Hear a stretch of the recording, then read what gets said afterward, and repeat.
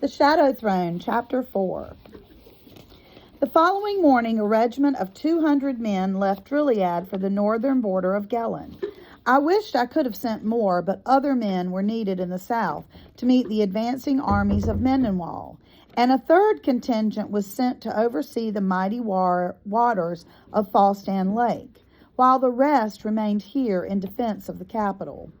What strength Carthia had was already being divided, and our resources were taxed to their limits. Though I stood tall and proud as I watched them leave, in my heart I still doubted that we had any chance of survival. Once they had gone, I joined Tobias, Amarinda, and Fink in the courtyard. My plan was to travel with them to the border of Avenia to ensure their safety, at least that far. Then I would take my horse, Mystic, on to Gelen from there and hope the devils gave them clearance until the princess was safe in her home country. The escape carriage was being loaded with clothing, blankets, and food. Tobias cocked his head toward the crates and said, "At least we won't be cold or hungry on this journey." A mischievous grin tugged at my mouth. "We won't be cold, but I'd advise against eating the food." Today's recipes included an extra ingredient of ayagal. His groans told me that Tobias knew the plant as well as I did. Ayagal was a weed that grew plentifully near the orphanage where I had lived, and was the source of many a lively joke when orphanage life grew dull. Even small amounts guaranteed a full day's vomiting. Suddenly, the mystery of why Mrs. Trebeldi hated me so much was solved. Despite her attempts to remain serious, Amarinda giggled. "Avenia thinks they're battling a king. I doubt they're prepared to fight a boy who thinks childish pranks are practical strategies for war." "Aren't they?" I said, giving a wink and a smile to Fink, who was already laughing. Once the carriage was loaded, Amarinda, Fink, Tobias, and I crowded inside.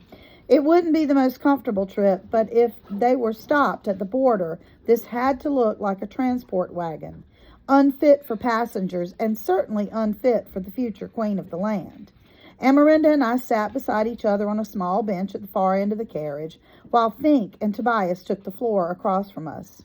Fink immediately started chatting with Tobias, who told him to hush no less than 20 times before the gates of Drilead were behind us. I wasn't sure why he bothered. Keeping Fink from asking questions was like holding back the sea. He talked whenever he was nervous, or excited, or bored, or, for that matter, awake. Eventually, Tobias gave up pretending to listen and just stared forward. His anxiety was evident in his every expression, every movement, and grew worse with each mile. I noticed Amarinda smiling back at him, hoping to give him confidence in all that would have to happen over the next several hours. He warmed to that and smiled back. I watched the silent exchange, but noticed his eyes linger on her long after she turned away. Of course they would. Amarinda grew more beautiful by the day. Even a blind man would have noticed it too. Eventually, Fink ran out of questions and grew as silent as the rest of us. I almost wished he would have continued talking, for the silent carriage felt almost haunted afterward.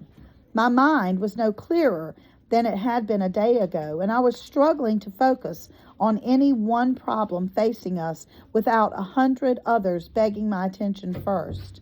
The strain of it made me want to walk or climb or do something other than sit in a crowded carriage as it bumped along a dusty road. Just to give myself some movement, I stretched out my legs and arms. Sensing my discomfort, Amarinda grabbed my hand and intertwined her fingers with mine.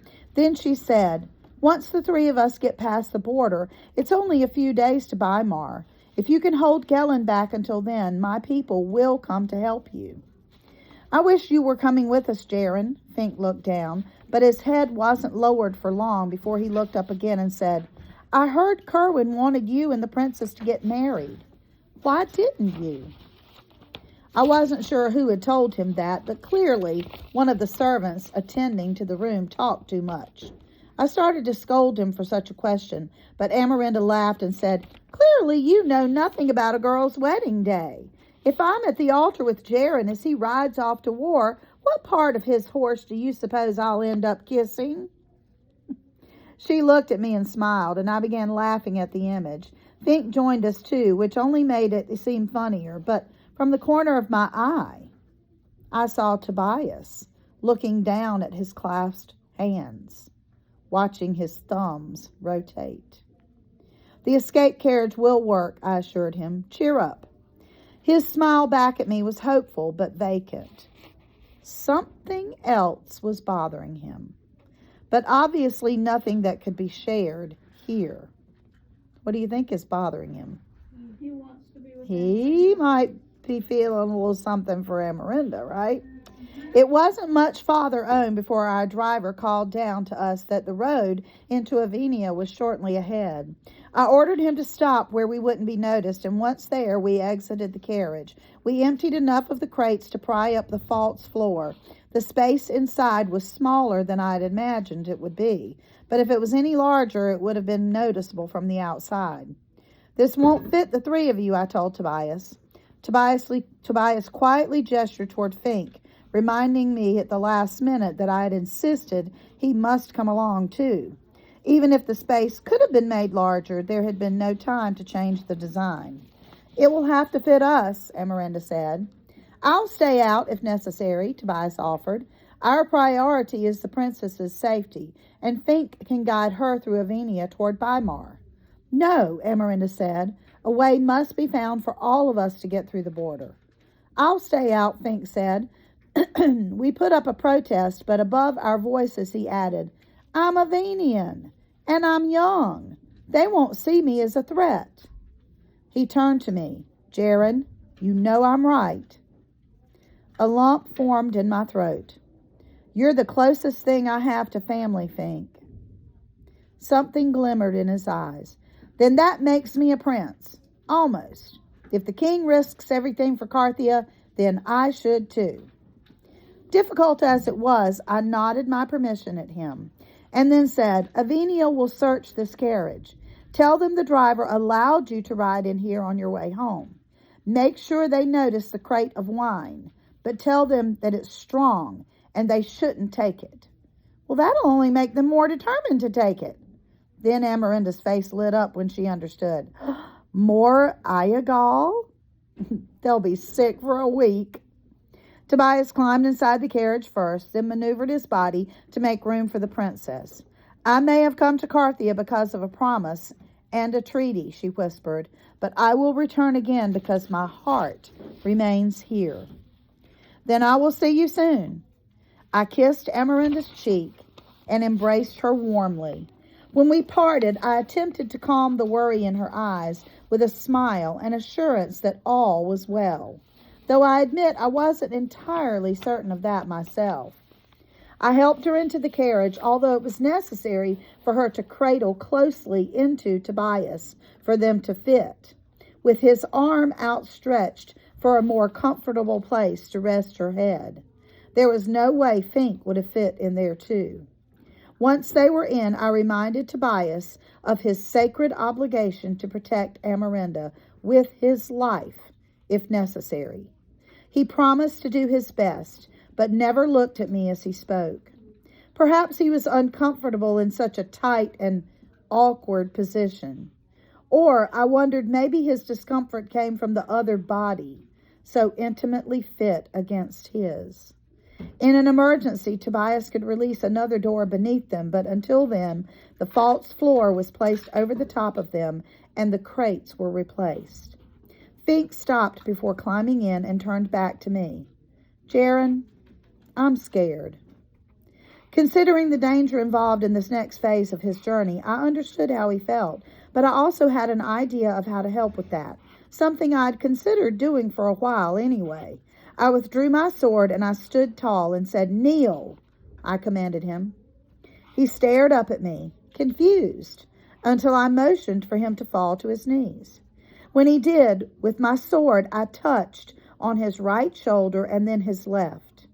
"As king of Carthia and the head of the house of Artolius, I dub you, Fink, into my house, and as a knight of the kingdom.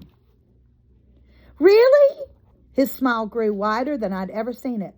I'll be a good knight. As he rose to his feet, I sheathed my sword. The actual ceremony is longer, but I doubt you could sit through the whole thing anyway. This'll have to do for now. You are charged with protecting a princess. She needs you to be strong, and I know you will be. Get her home safe, and don't be afraid. I'm glad you made me a knight. That's not what I meant before, he said. When I said I was scared, Jaren, I'm scared for you, not for me. I had not expected that. The fear in my heart was for Carthia and for those around me who were in so much danger. But perhaps I was afraid for myself as well. I told him to be brave enough for us both. Then I shut the door and ordered the driver to move on. Once they drove away, I climbed on Mystic's back and rode to where I could view the carriage for as long as possible. Eventually it vanished and the dust settled. Their next stop would be at the border of Avenia, directly under the watchful eye of soldiers who could reap untold rewards for capturing the princess.